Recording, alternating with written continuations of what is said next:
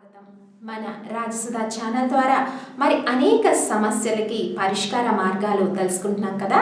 మరి ఈరోజు మనం తెలుసుకోబోయే పరిష్కార మార్గం జాతకంలో అదృష్టాన్ని ఎలా పొందాలి. అయితే చాలామంది మనలో ఉంటారు, కొంతమంది అదృష్టవంతమైన జాతకస్తులు ఉంటారు, కొందరు అదృష్టం తక్కువగా ఉండేవాళ్ళు కూడా ఉంటారు.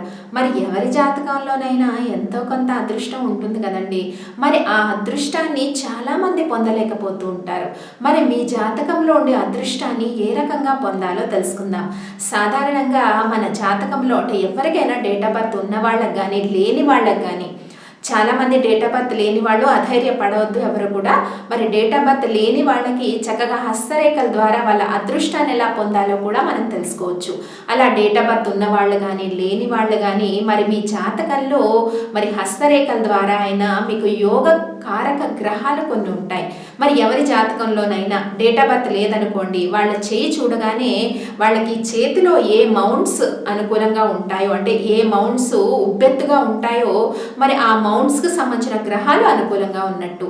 మరి అలాగే డేట్ ఆఫ్ బర్త్ ఉన్న వాళ్ళకి వాళ్ళ జాతక చక్రంలో రాజయోగ కారకులు అని కొంతమంది ఉంటారండి. చాలా వరకు మకర లగ్నానికి శుక్రుడు రాజయోగ కారకుడు అవుతాడు, శని రాజయోగ కారకుడు అవుతాడు, బుధుడు రాజయోగ కారకుడు అవుతాడు. కాబట్టి ఈ రాజయోగ కారకులు మీ జాతకానికి ఎవరో తెలుసుకుని కంగారు పడద్దు. డేట్ ఆఫ్ బర్త్ లేని వాళ్ళు చక్కగా చేతి రేఖల ద్వారా కూడా దీన్ని మనం తెలుసుకోవచ్చు. ఆ రాజయోగ కారకులకు సంబంధించిన రత్నాన్ని ధరించినట్టయితే మరి మీ జాతకం నుండే అదృష్టం మీరు పొందడానికి అవకాశం ఉంటుంది. చాలా మందిలో ఏమవుతుందంటే వాళ్ళ జాతకంలో ఉన్న అదృష్టాన్ని వాళ్ళు పొందలేకపోతారు, అదృష్ట రత్నాన్ని ధరించలేకపోవడం వల్ల. ఎందువల్ల అంటే ఇది గోచారంలో ఏమైనా గ్రహాలు ఉన్నట్టయితే, అంటే జాతకం చక్కగా ఉన్న ఏళ్ళనాటి శని నడవటమో, గోచారంలో కొన్ని గ్రహాలు అంటే గురువు సరిగ్గా లేకపోవడమో, ఇలాంటి సమయాల్లో మాత్రమే మీ జాతకంలో ఉండే అదృష్టాన్ని మీరు సరైన సమయంలో పొందలేకపోతారు.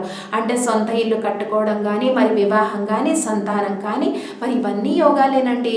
మరి ఇవి చాలా మందికి ఆలస్యం అయిపోతున్నాయి. మరి ఇప్పట్లో వివాహం ఆలస్యం అయిపోతుంది, సంతానం ఆలస్యం అవుతుంది, అలాగే సొంత ఇల్లు కల ఎవరికి నెరవేరట్లేదు, అలాగే ఏదైనా వాహనం తీసుకుందామంటే అది కూడా నెరవేరని వాళ్ళు ఎంతోమంది ఉన్నారు. కాబట్టి మీరందరూ కూడా రాజయోగ కారకులు ఎవరో తెలుసుకుని దానికి సంబంధించిన రత్నాన్ని ధరించడం, మరి రాజయోగ కారకులకు సంబంధించిన పరిహార ప్రక్రియలు ఏవైతే ఉంటాయో అవి కూడా చేయడం. రాజయోగ కారకుడు శుక్రుడైతే మరి బొబ్బర్లు దానాన్ని ఇవ్వడం, శుక్రవారాలు 20 శుక్రవారాలు బొబ్బర్లు దానం ఇవ్వడం, అలాగే 20 శుక్రవారాలు మహాలక్ష్మికి పూజ చేయడం. ఇవి చేయడంతో పాటు మీకు జాతకంలో ఇప్పుడు గోచారంలో వేధిస్తున్న గ్రహానికి కూడా శాంతి ప్రక్రియలు, అది చక్కగా ఆస్ట్రాలజర్స్ని కలిస్తే మీకు తెలుస్తుంది.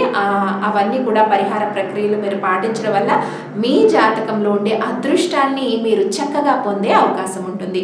మరిన్ని పరిష్కార మార్గాలకి సబ్స్క్రైబ్ చేయండి రాజసుధా ఛానల్.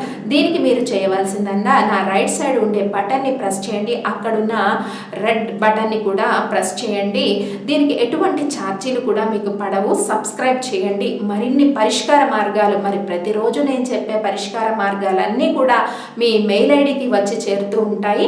మరి వీక్షించండి, సబ్స్క్రైబ్ చేయండి రాజసుధా ఛానల్.